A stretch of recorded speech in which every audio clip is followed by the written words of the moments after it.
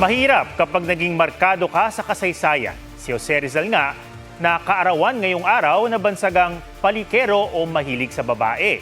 Pero ang ilang misconception sa kanya, sinisikap itama ng mga eksperto at ng kanyang descendant o kadugo. Silipin yan sa aming special report. Kung buhay ngayon si Jose Rizal, malamang BFF nyo si J. Riz.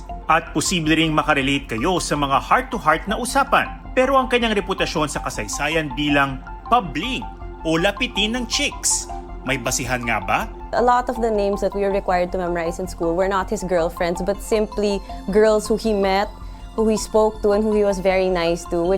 Galing yan mismo sa Gen Z writer from Alabang na si Maxine Cruz, na 6th generation descendant ni Rizal mula sa babaeng kapatid ng ating bayani na si Maria.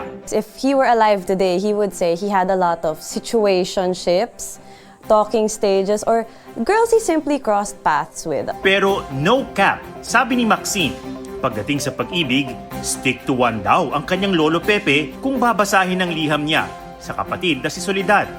When a man loves you, he must love you proudly. He should be able to introduce you to his family, to his friends, and basically shout it to the rooftops that he loves you. In short, kung mahal ka, dapat i-hard launch ka. Behind the man who wrote No Limit Tangere, there was a person. There was a human there who would fall in love, fall out of love, and of course, was a very, very important member of the family. Like, I think Rizal was also such a family man. So, it showed his human side. Bukod sa puso, mataba rin ang utak ni Rizal. Walang duda kasi ang kanyang pagiging polymath o eksperto sa maraming larangan at marami ring side quests, gaya noong panahong ipinatapon siya sa dapitan. Si Rizal, masasabi ko siya yung jack of all trades, master of none. Ang dami niyang ganap sa buhay, ang dami niyang ginagawa.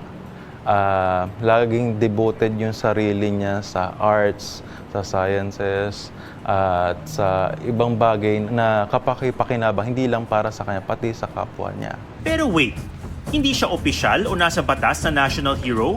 Although walang declaration talaga, siya yung kinikilang pinaka-foremost national hero natin. Kasi siya rin yung inspirasyon ng ibang bayaning kinikilala natin. Nakakauga ba? Ito pa, ang kasabihang ang kabataan ng pag-asa ng bayan na hinango sa kanyang tulang a la Juventud Filipina o to the Filipino youth. Hindi raw ito ang eksakto niyang sinabi. Itong quote na to ay masasabi nating na shortcut o na simplify yung mismong o actual na sinabi niya. Magandang sabihin na yun yung mensahe nung kanyang sinulat, pero hindi yun yung actual niyang sinabi. Mahaba pa yon.